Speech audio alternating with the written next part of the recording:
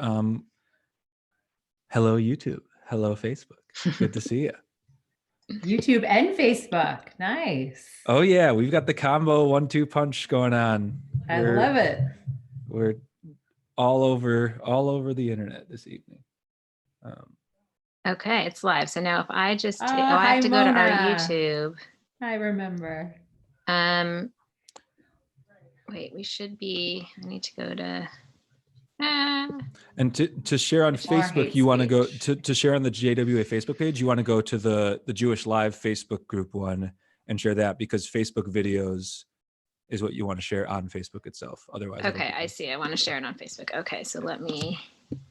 Hold on. I need to just get into my administrator page. Second.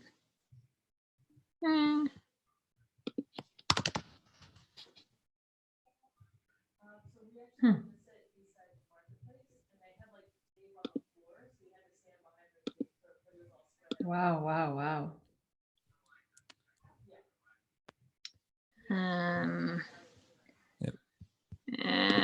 I'm having trouble getting into. Okay, I'm not going to put it on my Facebook because I can't get into it and do it right now, but it'll be fine.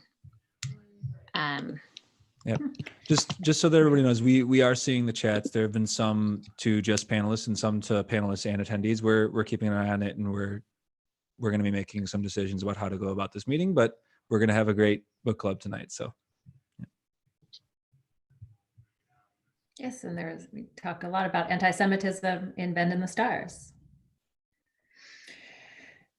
There it is.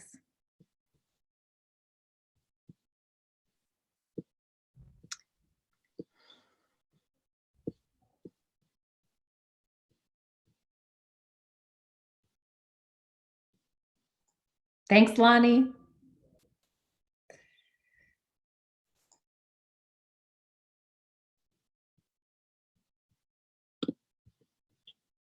We're taking care of the chats, everyone. Don't worry about it.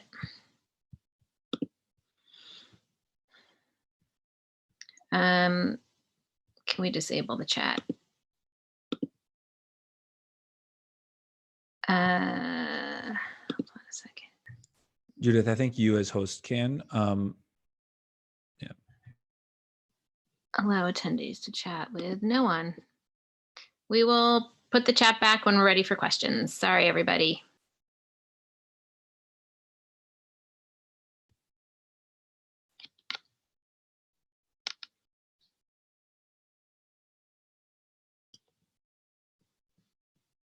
Quite a world we're living in.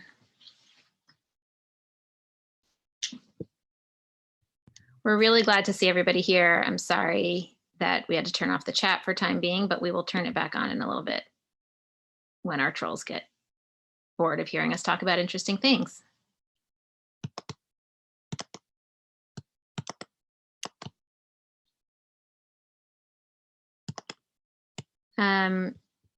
Mickey, is there a way that I can I move you over to a different? Oh no, I can't make you. If I make you, okay, never mind. It's fine. Should we get started?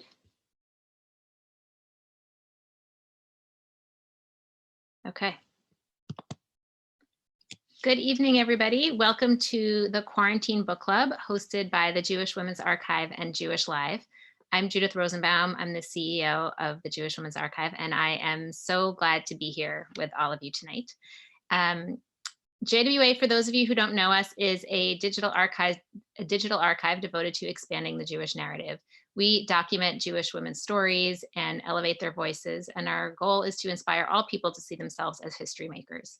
I hope that you will check out the great diversity of our resources at jwa.org to see how we explore the past as a framework for understanding the issues that matter to us today.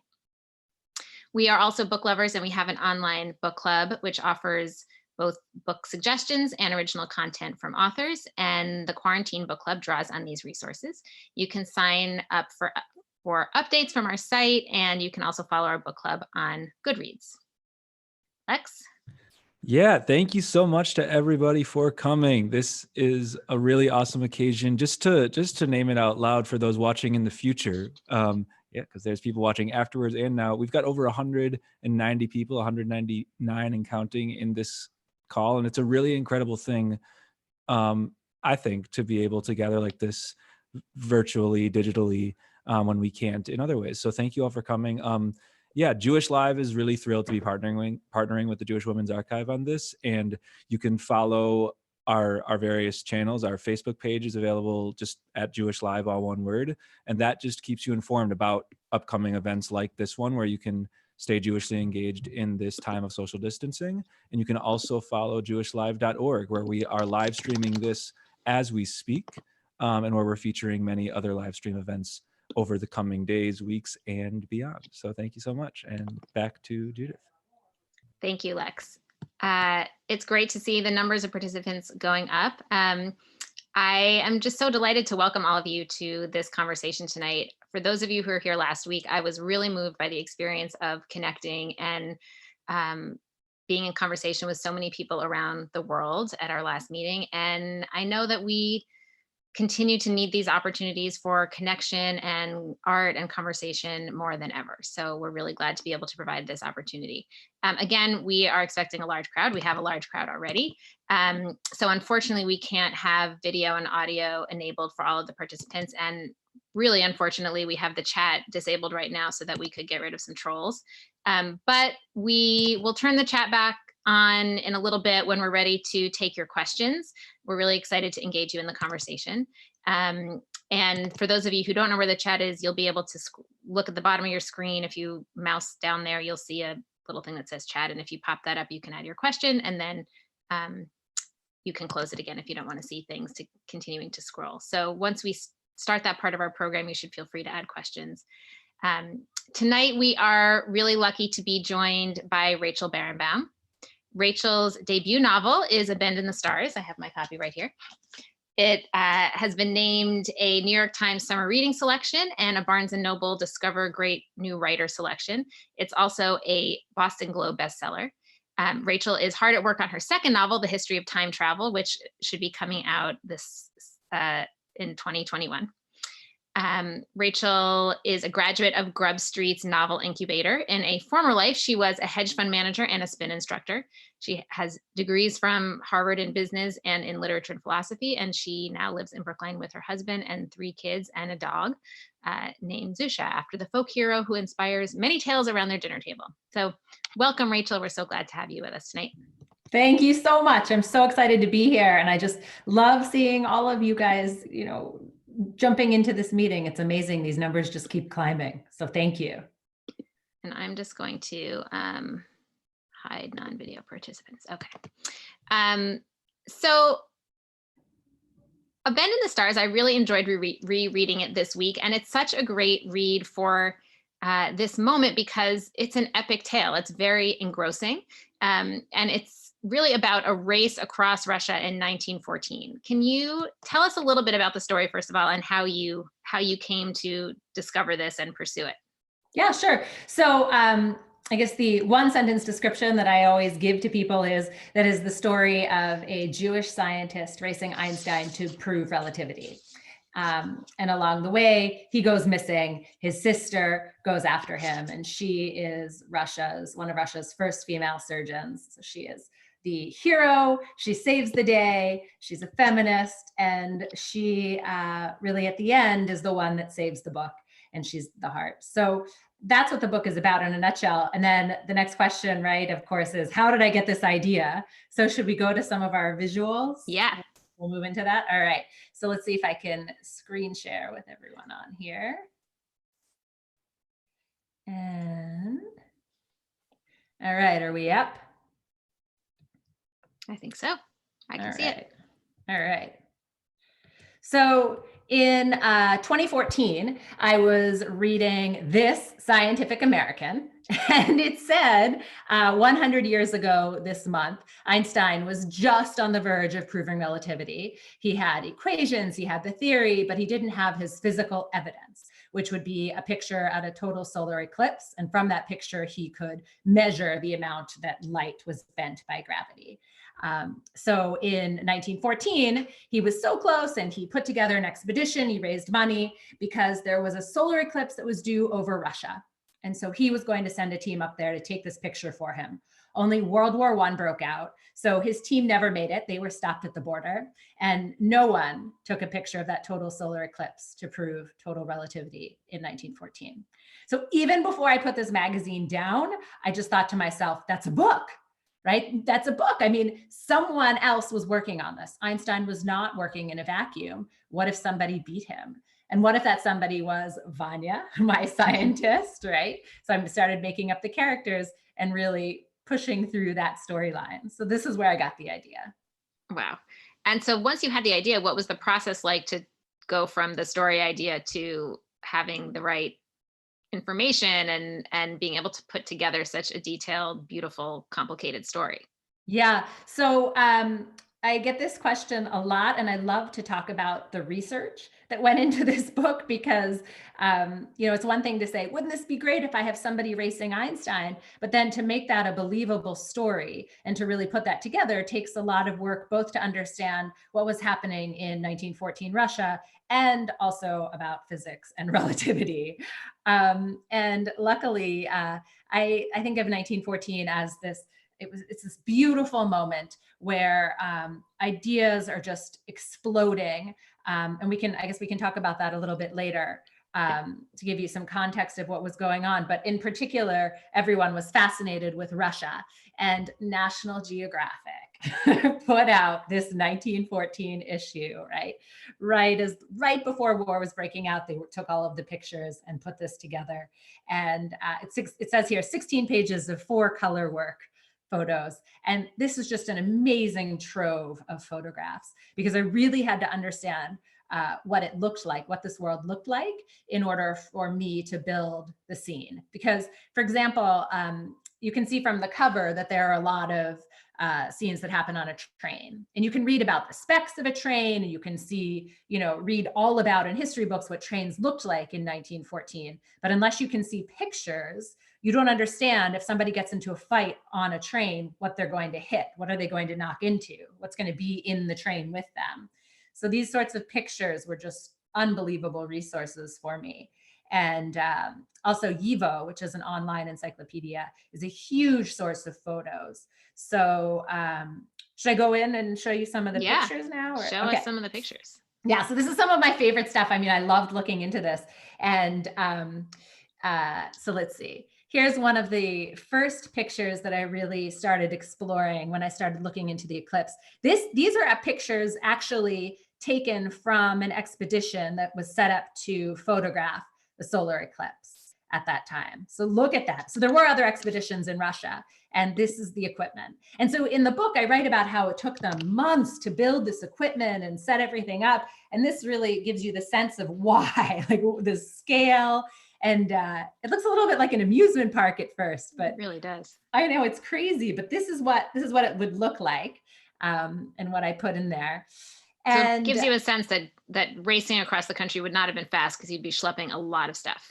Yeah, exactly. Especially if you're mounting an expedition, and that you need a lot of money and that you need a lot of help. It can't just be a single person, right? To run all this machinery, to build all of this. And also, when you think about relativity, I mean, it seems like such an advance, and it seems so sort of highfalutin. I don't know. And you look at this and it seems so, it's not like, you're looking at, it doesn't look like high technology. And yet at the time, this was high technology. So it really helped me sort of bring that back. But then, so what did Russia look like itself? So my characters, of course, are racing across Russia in order to get to the right space where they can actually photograph this eclipse, where they can see it. And I actually grew up with family who escaped from Russia, from pogroms and anti-Semitism. And they told me when I was growing up, right, Russia was a bad word. We didn't speak Russian. We didn't speak Yiddish. We were Americans.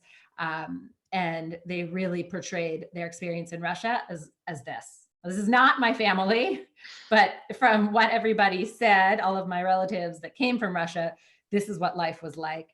And I used these kind of photographs when I wrote the book because I really wanted to get to this, to understand, like, what did the clothing actually look like?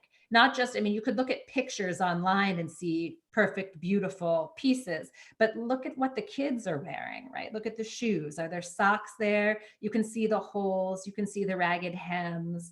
You can really dig into what it was like, and can see, I think it was brutal. Let's see. So I looked, some of my other favorite pictures. Oh yes, and I already saw this picture. I saw this question in the chat earlier while it was enabled. One of the people who came on early said, did I travel to Russia to do research? And the answer is that I did not. And hopefully this picture shows you why it would not have helped. So this is actually a picture of, on the bottom, you see modern day current Russia. And then the top, you see the exact same street, the exact same place. And look at how different that is. Look at how there are people sitting there on the tracks, sorting the bricks, right? The cobblestones to actually make the roads. And look at the horses next to, juxtaposed to the trolleys, to the people, to the carriages. I mean, this just blew my mind, right? I mean, can you believe, look at the difference. And the bottom, there's so much, there's like tourist, it's like clearly a tourist scene. Yes, it's a clean tourist, beautiful scene. I mean, there's even a blue sky, right? And above, it's just gray and hard. And on this next screen, you can also see this juxtaposition. I have a scene where Miri, my main character, the surgeon, runs. She escapes down to the side of the riverbank. And this is what I imagined. I used this picture to really help me imagine what she was running down, what kind of path she went down. But so in the top in black and white, that's what she would have seen in 1914. But if I traveled to Russia to actually look at it, or to modern day Kaunas, this is what I would see in the bottom. And it's just, I mean, it's mind boggling how much that has changed. Yeah, that scene would not have worked in that bottom picture. Yeah, no way. So, this kind of research I thought was much more helpful. And I know there are lots of novelists for whom traveling to the location is extremely helpful, but I think that's because the change maybe is not quite as radical as these pictures will show you. So let's see. Here, I have actually, I don't know if any of you have your books, your copies of Ben and the Stars with you, but on page 86, I actually have, this is the picture that inspired that. This is in Cove No. Do you want to read a little bit from that scene? Yeah, sure. So let's see. So this is where I looked at this, and this is a picture of Cove No, and this is what I wrote. It was, Miri hurried. Without the sun, the air was tinged with the smell of damp, and the limestone buildings that framed the road looked darker than they should. As she descended into the slums, streetlights cast shadows that magnified the laddered appearance of the tiled rooftops. She tucked Tamara's hat into her bag and tried to think about how she'd break the news to Anatoly's mother. She thought she was following Tamara's careful directions, but she didn't know this section of the city, and in 4 turns, she was lost. She tried to retrace her steps, but when she came out at the river, and this was, you saw the picture before of that riverside where she came out, which was underneath this bridge. She knew she was even farther from where she wanted to be, deep in the city's underbelly of mills and factories. She looked around, tried to plan her route home. The triangular roof on the tower of Cove No Castle loomed in the distance. The bulk of the train station rose nearby, and the great bridge hung overhead. So there you go. You can sort of see how these pictures helped me figure out what I was going to write. And then here's another one of my favorites. So Judith, we talked about this before. So this picture, I don't really know what these people are doing or where they're coming from, but I look at this, and this is so important for me for writing this book, because look at their feet. Look at the shape of the shoes, and look at the mud. Look how it's caked on their legs. It's on their aprons, right? And you have this child carrying a heavy weight on his head. I mean, and he's not even wearing shoes, I don't think. Yeah, it doesn't look like it. And what are they walking on? What are they stepping on? And then you see these beautiful grand buildings in the background, and think of all the money that it took to build those. And then these people in the forefront. So Here we have another example of a picture of a street scene that any one of my characters might have walked by. And you'll see there's Hebrew lettering, and there are many different languages, I think, that are around.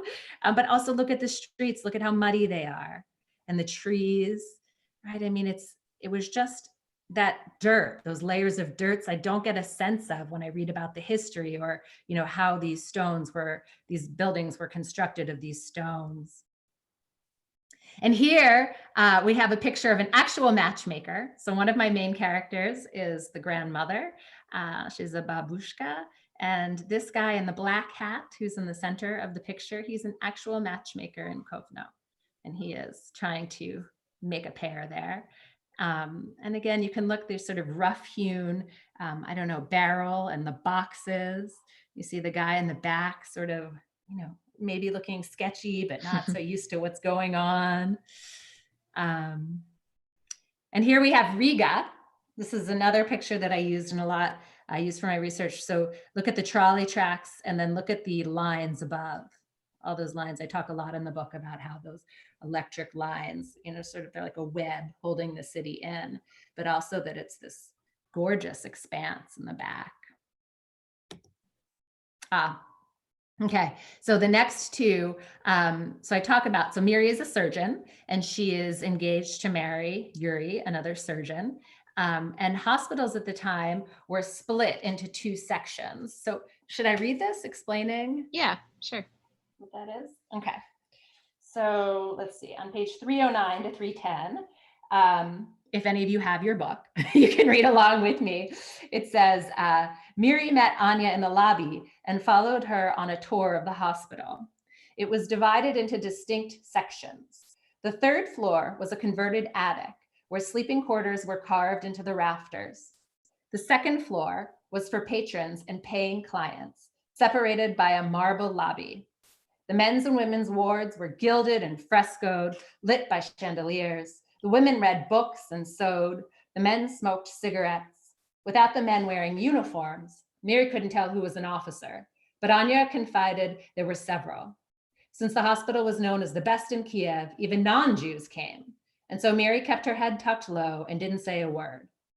Any one of them could have been someone who would recognize Sasha or even Miri. The first floor was for those who couldn't afford to pay. The men's and women's wings were gray and loud. Cots were shoehorned into every corner. Patients played cards and groaned and gambled. Children slept under their mothers' beds. It felt like Cove No's free clinic. So there you get the idea I wrote about, that there are two sets of hospitals, basically, even in the Jewish hospital. So you have the rich, fancy section. In this picture I'm showing you here, you see the rich hospital. And look at how plump everyone is, and smiley and clean. And it's just a beautiful, happy picture. And then this is the poor hospital. This is, look at it's heartbreaking. If I don't smile about this, I will start crying, because you just look at these faces, they're gaunt. I don't know what happened to all these children, why they're all covered this way, but this gives you the true sense of the difference, right? Here we have the rich, shiny, smiling hospital. And then this is where Miri would have worked. She would have spent some time in the rich one, but really this is where most of the book is centered. And so again, these kinds of pictures, look at the walls, look at the doors, look at the difference, that what they're surrounded by. And in this picture, you see these beautiful, depictions of anatomy and, a baby in the womb in the background. And here it's just stains and despair and heartbreaking. So those are some of my main research pictures that I had pulled out to show you guys.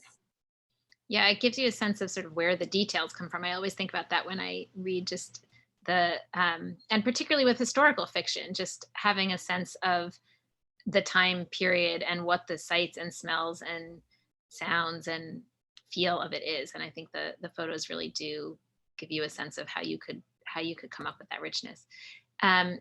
One of the things that I was really struck by, you have a kind of framing piece to the novel so that it starts in the present, more or less, with a granddaughter. Is it a granddaughter? Mm-hmm. Who is getting into the story through a museum exhibition that's being put up. And Ethel says, history needs a narrator. Perhaps this museum chose the wrong one. And I love that, because one of the things that we often think about in our work at JWA is how much the story changes depending on who is telling the story. And our work is often putting women's stories at the center of the story and thinking about how that just shifts our whole understanding of the world when we foreground those stories. So you've certainly foregrounded the stories of women, but I was wondering if you could talk a little bit about how you chose who would be your narrator and how that shaped the story that you told. Sure. Should I take these pictures down? Sure. Yeah. Okay.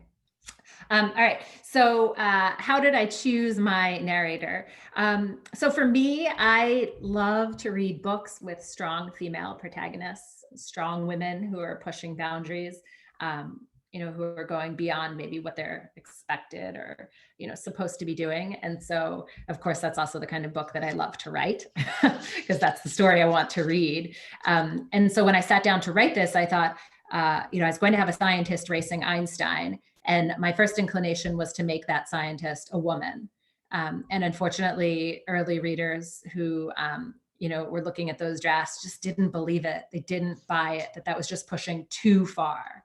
But I didn't want to abandon the story, because I thought this is such a great story and it's based in truth and science. And I didn't want to leave that. So I thought, well, who's going to be my main character then? How do I make this strong woman lead this book? And what were women doing? And I found there were actually 2 or 3 women who were practicing as surgeons in Russia at the time. And they were sort of funneled up from midwives. And they hadn't been schooled or educated in Russia. They had gone to medical schools in France and Switzerland and come back to Russia. But I thought, you know what, this is enough. I could make her a surgeon. And that's still pushing the boundary. Right? And she's not married yet, which also pushes the boundary. So you can only go so far. And my editor and I, we just went back and forth a lot. She would say, are you sure this isn't pushing too far? I don't know if I believe this. And I would say, no, I want her to do that. Right. So that was sort of a constant struggle as I went back through the book. I think that there's an interesting thing about historical fiction. And we heard this a little bit last week also from Rachel Kadish in The Weight of Ink, that part of what historical fiction can do is fill in some of the stories that are missing from history. And it's always that delicate thing of wanting to find something that's believable, that could have been true, even if the story of Miri isn't actually true. You knew that it was possible that there had been some female surgeons, and you could pull some of those details in, but also fill in the imagination the stories that just we've lost over time, and kind of give us back that piece of history that's been lost. That's why I love this story about Einstein and relativity, because I think it's easy for a lot of us to say, oh, Einstein was brilliant, right? And you don't think of Einstein as, failing and fumbling and having the wrong math. But actually in 1914, his math was not correct. It was not accurate enough. And so there were a number of other scientists working on it. So that part of the story could also be true. And I love that because, I love telling kids in particular, like, you don't have, if you're brilliant, you take it out there, you try, you fail, you get up and you keep trying. And that's what Einstein did, right? He wasn't just brilliant the day he was born and came up with relativity. Right. And I love that. Right. Obviously, one of the big themes of the book is time, speaking of relativity. And I'm guessing from the name of the book you're working on now that time is a big thing for you. Yes. And it's something that definitely has been something I've been thinking about. I think probably for many of us in this very strange pandemic time feels totally thrown out of whack, right? Like when so much is uncertain, every day feels like a year and every week feels like months. And Yes. And your book is very much about time and the tricks that time plays. Yes. And one of the things that you write about is just that sense that time isn't really linear. It doesn't travel in a straight line. And sort of, there was this line that I love that I wrote down: knowing the end doesn't mean you can follow it back to the beginning. And in some ways, that's what you're saying about Einstein, right? That knowing that he becomes what we think of as Einstein, the ultimate genius, doesn't mean that we might read that back into his history, but actually you didn't know, that wasn't obvious. So Right. tell us a little bit about how you thought about time in this book and what intrigued you about this notion of time and relativity and how you thought about it. Yeah, what is time? I mean, I've been obsessed with that question since I showed up for my first philosophy class at Harvard. And I sat there in front of this amazing professor. She was, I think she was like one of the few women who was on the tenure track in the department. And so I was so excited to sit there. And she says, "What is time?" And I was like, "Oh my God, is really?" I mean, that's what she's asking, because I thought I knew. And then, she said, "Well, actually, minutes, hours, seconds, they're all invented. They're a convention that we agree on.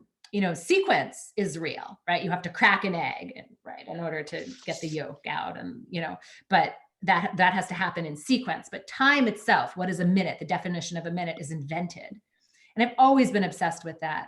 And Einstein himself actually started thinking about time because he was famously working in the patent examiner's office, working on machines to synchronize clocks.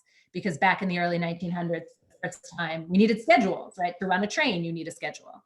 And so how do you agree what time it is in different countries and across large spaces? And so I've just always been fascinated with that. And in fact, I refer to at least 3 different calendars in the book.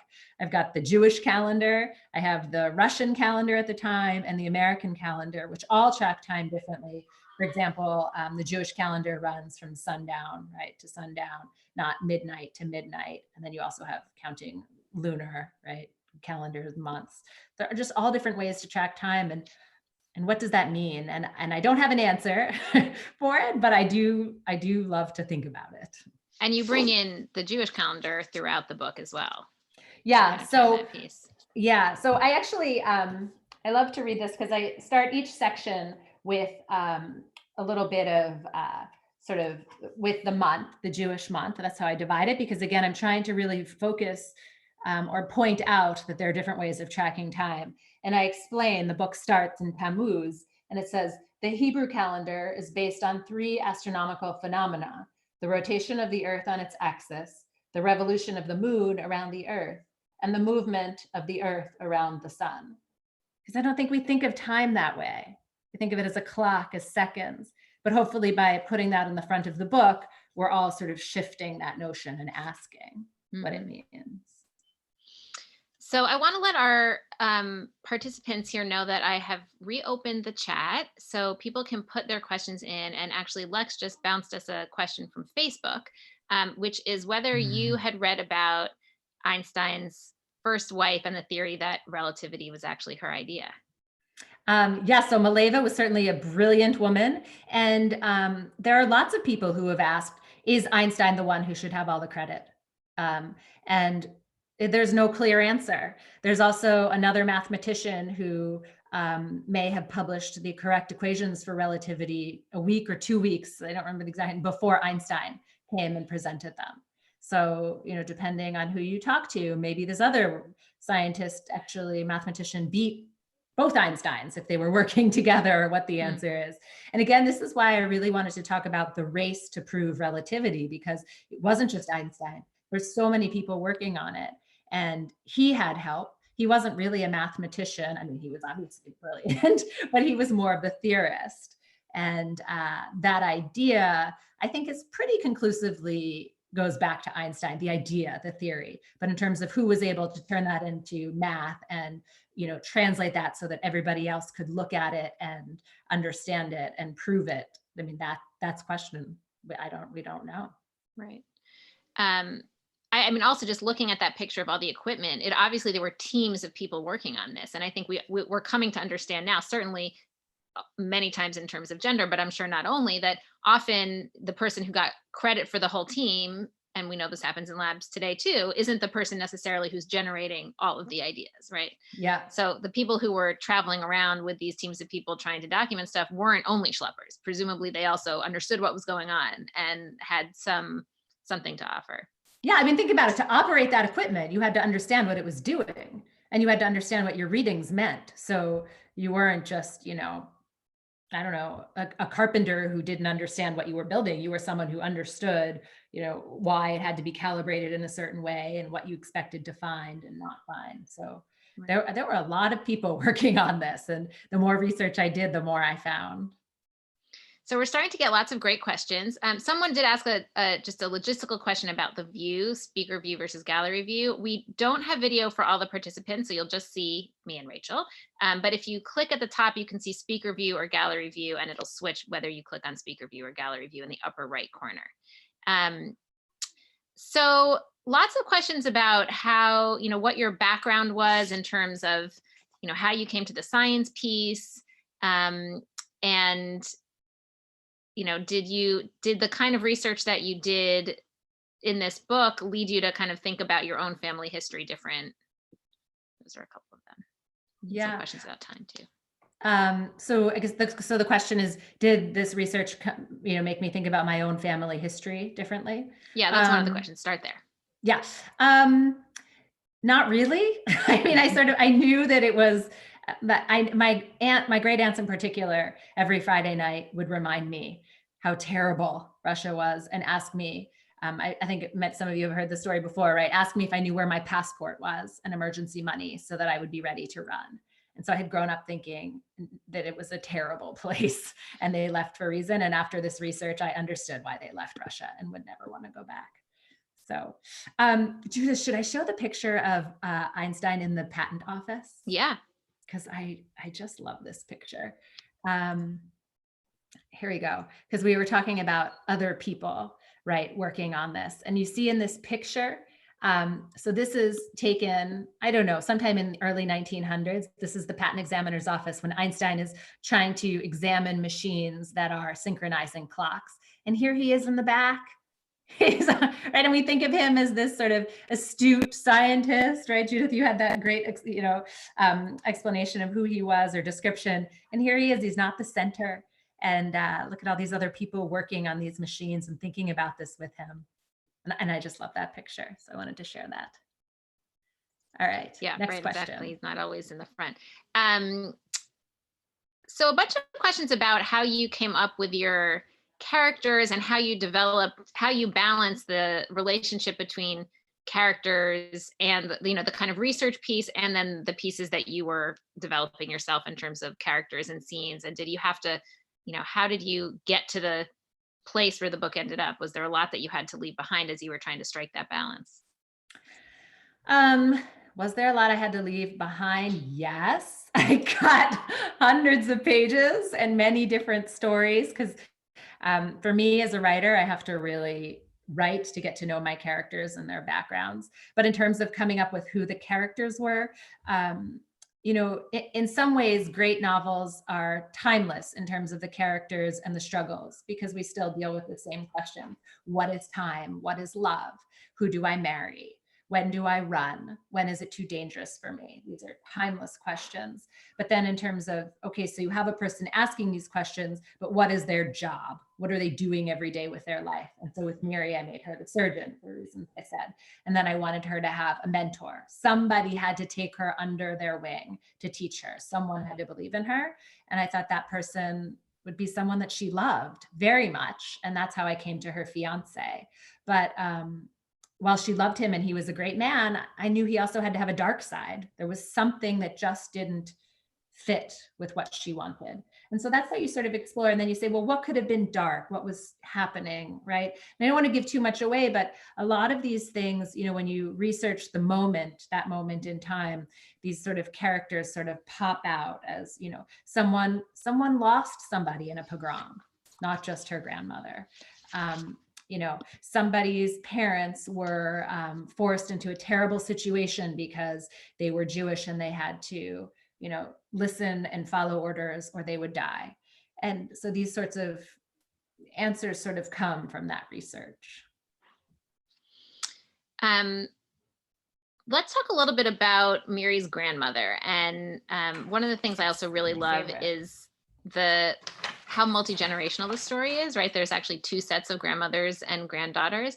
So how did you think about that kind of multi-generational piece of the story and about like the role that family plays in general in your writing? Yeah. So, and people ask me a lot, are any of these characters real?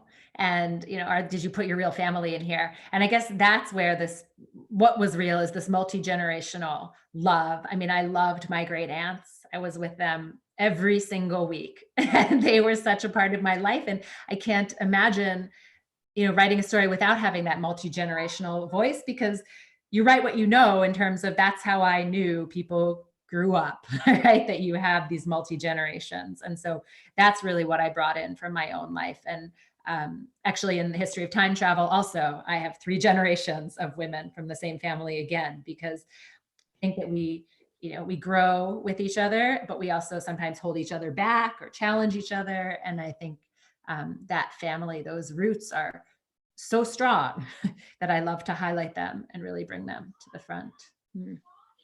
We have some questions about the love triangle in the book, but I don't know how much we want to spoil for people who haven't read it. But do you want to talk a little bit about how you came to that that kind of piece of the plot? Yeah. So why did I use a love triangle, for example? So Miri we've talked about, she is a woman who's going to be breaking tradition, right? Breaking down barriers. She is as modern as a woman could be in 1914 Russia. And what does that mean? And so the love triangle is really an echo of her own inner struggle. Does she accept what she's supposed to do and what is set out for her and the path that she started on? Or does she break from that? And does she decide to go in a different direction? And that's another way to introduce modernity and, this idea of can a woman choose her path, but also a person, because I think a lot of us, myself included, it's very easy to stay on a path. It's very easy to just sort of go with the flow and not stand up and change what you're doing. But what if you dare to stand up? And what if you dare to turn around, right? And choose something different? And that's what is echoed in the love triangle. She's on one path, but she chooses to go another way. What's the right answer? Who knows? But to have that sort of that bravery, that courage, I think is amazing. And that's what I wanted to highlight. And there was a question about whether you think her grandmother knew, as a matchmaker, had insight into that love triangle. I know. I mean, what do grandmothers know? I feel like grandmothers know so much, right? So I can't imagine that Baba didn't have an inkling, but I don't know. Yeah. I'll leave it to you guys. I was thinking about how this book is both, a totally universal story, right? Actually, like literally about the universe. Yes. And also a very Jewish story, right? We already talked about how you framed pieces of it in terms of the Jewish calendar. And it's obviously a story that's very much, it's about a Jewish family and about anti-Semitism and kind of the ways that was playing out in Russia in that period. So how are you, when you were writing the book, were you thinking about it as being something that was kind of written for, did you have kind of a Jewish audience in mind or a broader audience? And also what's the reader response been from different people? Right. So I didn't actually think about who the audience was going to be, because I don't, maybe I should, maybe better writers or better marketers that way. But I really think of what is the story that I want to tell. And Russia was so segregated, in particular in 1914. So Jews living in Russia were not Russians. Right? We were Jews. You were not a Russian citizen. So, I mean, it would be very hard to have sort of an assimilated life. And so just by choosing main characters that are Jewish, to put it in that world, right? That's where it lands. But also there's this amazing struggle at the time. I'm going to call it struggle. I don't know what you call it, but you're coming off of the sort of the Jewish Enlightenment and this idea of can we assimilate is the question. And I actually talk about this in the book. So you have, for the first time, Jews coming out of the pale, refusing to wear the black hats or, follow the rabbis and, observe the Sabbath or any of this, and, trying to become Russians. And it's a struggle today too. Do we assimilate? Do we intermarry? And these were, by many accounts, some of the first times that in larger scale in Russia this was happening. And you also have, should we show the picture of the Sophia movement that was just starting then? Hold on, let me pull that up. So here it is.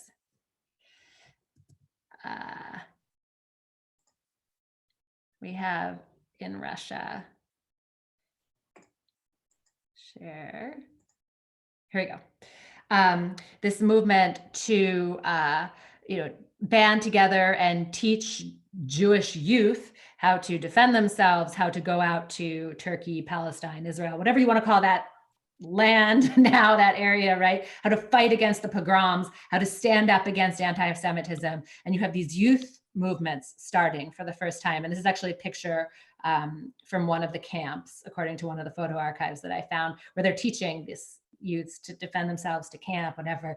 And one of my characters, Yuri, is a member of these. We see these in modern day Tzofim, which still carry over in Israel. Right, the scout movement. The scout movement, yeah, thank you, is still there. So these are pretty inspirational, and I just knew I was just in awe, and I knew I had to include that. I had to have one of my characters be a member of this movement. Right, and it's such an important representative of some people's solution to the Jewish question, this question of, where do Jews belong and where do we fit? And that was one answer. And we're still playing those questions out in very similar kinds of ways. Yeah, for sure. If people have more questions, feel free to add them to the chat. I was thinking a lot about, as obviously this is the Quarantine Book Club. We're doing this program at a time when we're going through some really challenging times. And I often turn to history to look for lessons of resilience and to think about, sort of get some perspective on the challenges that humans have faced before and the ways that we've responded and what we can learn from people's response, both positive and negative. So, as you think about the context of the story that you wrote and its setting, are there lessons that you're that are resonating with you in this moment do you find yourself reflecting on that period of 1914 and thinking what we can try to learn from the challenges of those times that might help us navigate the challenging times that we're in now? Yeah. So, I guess sadly, I think there's still the book opens with brother and sister Mary and Vanya sitting down with their grandmother and saying, "Is it time for us to run?" And they mean run in terms of get up, leave everything we know, everything we own, everyone we love, and leave this country and just run. And I cannot imagine, I feel very lucky that I cannot imagine having to make that decision. How bad it must have been, or it is now, for everybody, right, to stand up and say, it's time to run. And we see it happening all the time, every day in the news, when you look at borders clogged, right? Boats coming, boats drowning, or, detention centers. I mean, it is heartbreaking because there are still millions of people asking this question every day. And so while this book is set in 1914, the questions are very relevant. And I've been to a number of book talks at this point. I've been very lucky to be speaking around the country, and where people bring this up and they talk about, I hear their stories about, escaping, whether or not they're Jewish, when they decided to leave whatever country they came from, and their stories. And I feel so lucky that people are coming up to me and sharing these stories. And at the same time, it's just still, right? We're still dealing with this, still fighting with this. And so that part has continued to be relevant and continues to be a discussion. And I think for some people, it's easier to look back on this 1914 book and then to say, to talk about it in that context, because it's not as close. There's one step removed, and then they can come, it sort of opens the discussion topic, and then they come to me afterwards and share their stories. And I've heard some just heartbreaking, but also beautiful stories, because at the end of the day, I had one Holocaust survivor, actually, when I was in Israel, I was presenting, and he said, I left everything. I lost my entire family, but I am here tonight talking about a book, right? This is freedom. This is something I never would have imagined. All I wanted was my next meal, right? To know I wasn't going to die in the morning. And yet here he was at night talking about a book as a gift. And it was an amazing thing to hear. It is one of the, I think it's one of the reasons why something like a book club in this time feels meaningful, because art both grounds us in, and we talked about this a little bit last week too, art grounds us in human experience and kind of gives us insight into that. And it also is something that, you know, when we have the energy to turn to art, we know that on some level we are surviving, we're okay, you know, we have the energy to do that. And so there's a certain comfort in that too, that I think that story really expresses. We have a whole bunch of questions. Some of them are about characters that you wrote. Did you have a favorite character that you identified with? Did you know, you know, did the characters kind of take you on a journey? Did you know where you were going? Did you have a sense of where it was going to end up? Yeah, so I always knew the ending. I always knew where it was going to end up, and I did not always know the twists and turns. And I think the thing that I struggled with the most in terms of character building, and I was most surprised with, were issues around Yuri, who is Miri's mentor and fiance. And my editor, Millicent, I don't know if she's out there. Hello, Millicent, if you're there. You know, she kept saying to me, but Rachel, how does Yuri take his tea? How is he going to take his tea? And I, you know, at first I was like, that's crazy. But then I realized what she was asking was, you need to know this character so well that you know how he's going to drink his tea. Is he going to mix jam? Is he going to mix vodka? Is he not even going to touch the tea and go, you know, straight for something, I don't know, whatever, right? And so these sorts of questions were, you know, in hindsight, some of the most helpful in terms of character building. And Yuri in particular, it was easy to make him a stereotype and to sort of make him an unlikable character. But then I realized, actually, I loved Yuri and Miri loved Yuri. And how could I make, you know, the readers, my readers also love Yuri? And so while I knew where the ending would go, I didn't know how to get Yuri into that and how to really give him his full place in the book. And that took many, many, many drafts. And I think in the end, I gave him some of the most moving passages in the book, at least for me. Yeah, that was part of it. We have a question about sort of the fact that Jewish ritual and holiday observances and Torah are not an active presence in the book. Did you make that decision on purpose? Was that, you know, tell us a little bit about that decision. Yeah, so Miri and her family are assimilated Jews. They are that bridge. So while they may never sit down and eat ham, right, they will work on the Sabbath, on Shabbat. And they were part of that first generation. So Babushka was raised in a family that was religious observant, but Miri was not. And this was the first. And I talk about in the book how I said that Cove No itself was built with sort of different layers of the Jewish community, but they all came together for the Matchmaker. But you had this tug between then and you have now, right? Between you must observe Shabbat, the Sabbath. No, I'm going to assimilate, right? And they sort of, where do they meet in the middle? Which side are they on?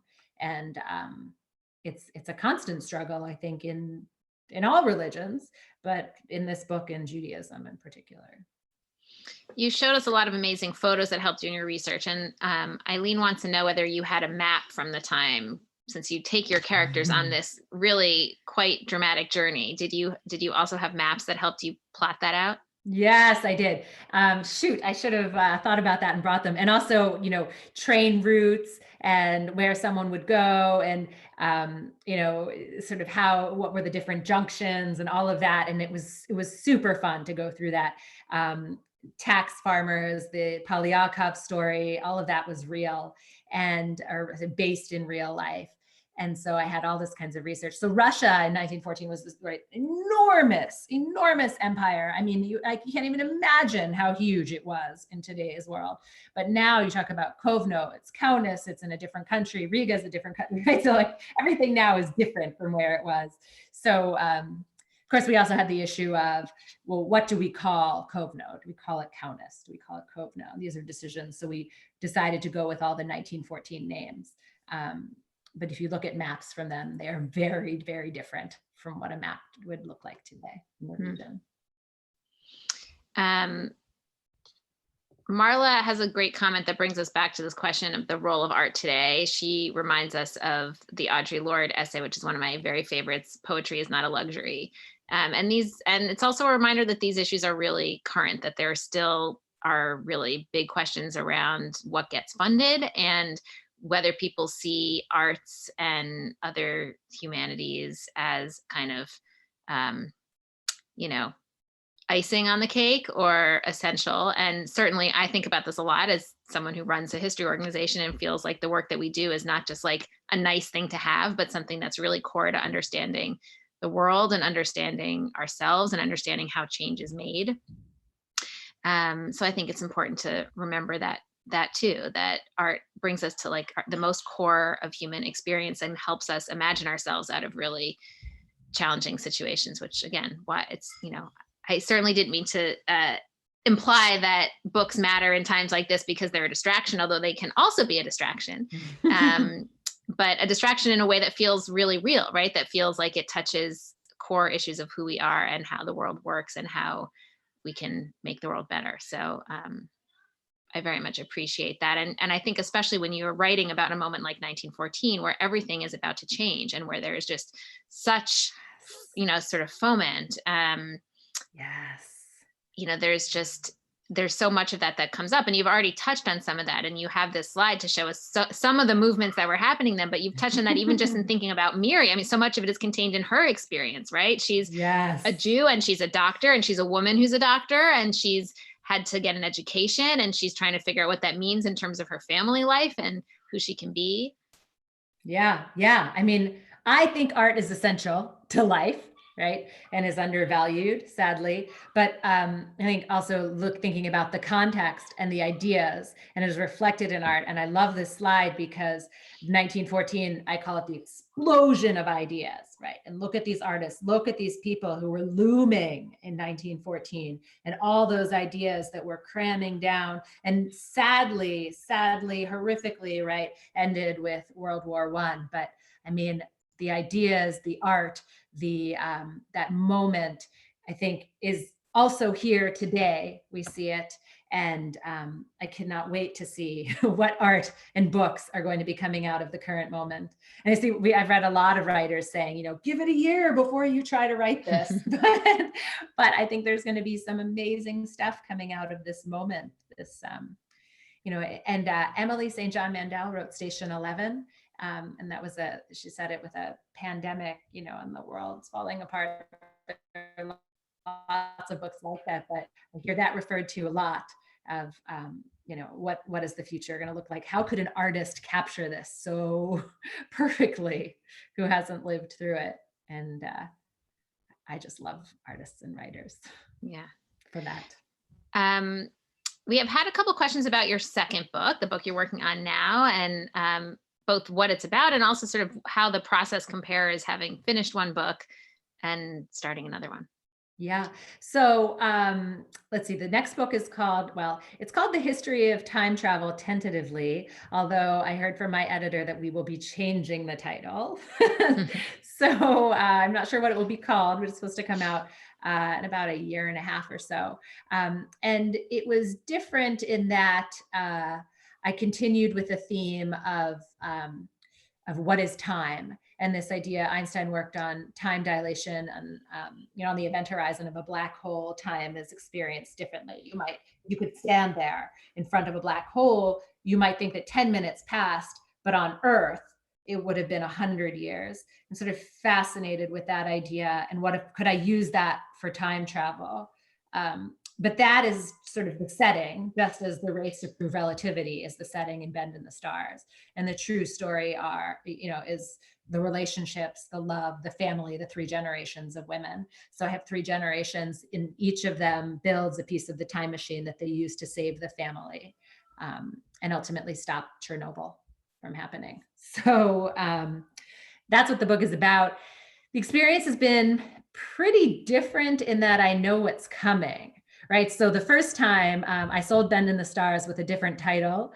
And when they told me that title doesn't work, it was sort of like, this crushing blow. I love what was the old title? It's called The Matchmaker's Manifesto. And then I called it. Yeah, thank you. I liked it too, but it didn't fit. And, it was hard to accept at first.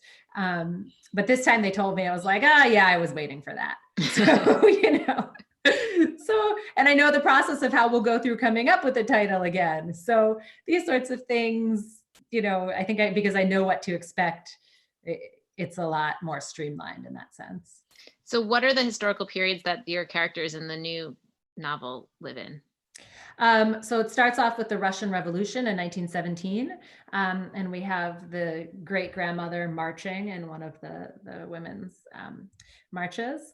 And then we have on International Women's Day, and then sort of runs through World War II. It's like, sort of like a big conglomeration of events because I go through 3 generations. So World War II, escaping from Hitler, escaping into the Soviet Union in order to build the bomb, the race with America. And then using that research then to channel it into building the RBMK reactors that become Chernobyl, and then the Chernobyl meltdown, and then the invention of the time machine. And how far do you go back? And the biggest question, the overriding question in this book is, just because you can, does it mean you should? There are lots of things we can do. Should we do them? Mm-hmm. And I think especially when we look at modern weapons, modern decisions, right? We could destroy the world how many times over? Why do we keep building them? What are we doing with all of these weapons? Why are we arming ourselves this way? Why are we spending our money the way we do, the national budget? So these are the sorts of questions that I'm taking on. You know, just little questions. Just little questions, right? Relativity, all of our global priorities. Yes. Good things to be contemplating in these moments when we're trapped at home with our children and imagining the world that we're all going to be stepping into. Yes. But thank you so much for sharing your book with us and sharing your process with us tonight and letting us be in conversation with you. Thank you so much for having me. This has been amazing. I'm a huge fan of you guys, and I just so appreciate all of you who have taken your time tonight and you know, listened. So thank you. Well, it's been a great conversation, and I'm also just really grateful for the opportunity to create community together. It's been really meaningful to be able to have this experience with all of you. We are going to. I'm going to ask Mickey to put a link to our survey into the chat box, and we'll also send that out after, but we'd love for you to take the survey just to give us feedback about the Quarantine Book Club, because we're going to continue it and we want to make it as all the things you want it to be. This was the second in our series of virtual book club meetings, and the next one will be next week, next Thursday night, April 2nd at 8 p.m. Eastern Time with Esther Safran Foer talking about her new memoir, I Want You to Know We're Still Here. So I hope that all of you will join us for that event as well. And stay tuned for more meetings because we've got more in the works because we don't want this to end. Yes. As I've said, the authors that we're featuring in the Quarantine Book Club are now or have been in the past years part of JWA's online book club. And you can find more information about our book club, our book picks for this year, and other original content from our authors at jwa.org/book club and also at Goodreads. And so I hope you'll check it out, and I hope you'll check out JWA's resources and stories and story collecting tools, and our podcast, which just started a new season called Can We Talk, is the name of our podcast. We have so many more resources to keep you engaged and learning and seeing the world differently and hearing women's voices in a new way and understanding the Jewish story in a new and deeper way. So I hope that you'll check out our site, check out our podcast, sign up on our site to receive more updates from JWA so you know when we're doing other programs like this. Lex, and follow us on Facebook and Twitter and Instagram and all those places too to find out more information. Yeah, thank you so much, Rachel Baranbaum. This was an amazing session, and I have made my background a Bend in the Stars. And this link, I'm trying. Today's a background day. We're gonna have some fun with these shout outs at the end. But so this link up here, bit.ly/QBC Baranbaum, that will take you to a link where you can purchase this book. Strong encouragement to do so. Thank you. And also, ready for this, folks? Judith mentioned that we have next week coming up with Esther Safran Foer, and I'm going to encourage people who want to check it out beforehand. Now, this is an exciting occasion because the book actually only comes out a couple days before we are meeting, but we're meeting. So this will be one of the first book talks, and you can pre-order at this link. Wow, very impressive. Amazing. LY/QBC week 3, because that is our third quarantine book club.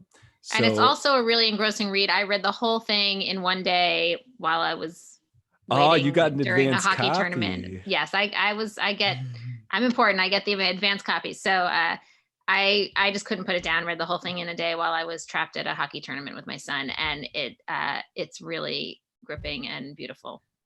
Awesome. I'm very much looking forward. And so now we get to the shameless background, which is, of course, Jewish Live. We are so thrilled to be featuring some incredible live streamed events like this one on jewishlive.org. Thanks to all of you who've been streaming there, in addition to on YouTube, on Facebook, in this Zoom room. And we have our Jewish Live Facebook group. That's all one word, Jewish Live. And if you join there, you'll be able to follow all the newest updates on what is happening in this digital Jewish ecosystem of ours, which is rapidly growing day by day. So thank you all so much for joining us. Judith, anything else to close us out? Thank you so much for being here. Thanks for helping us build this community. And we're just really grateful to be able to be in these conversations and to think about how we make meaning in these challenging times and draw on the depth of the resources that we have at our disposal. And we have many as people who are inheriting this rich history. Mickey has put a link to the survey in the chat box, so feel free to click on that and fill that out. And we hope to see you next Thursday for our conversation with Esther 4. Thank you so much, and stay safe and be well, everybody. Thank you so much. Good night.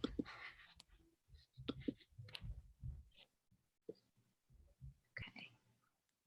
I have saved the chat. Oh, nice. And you can press the stop live stream.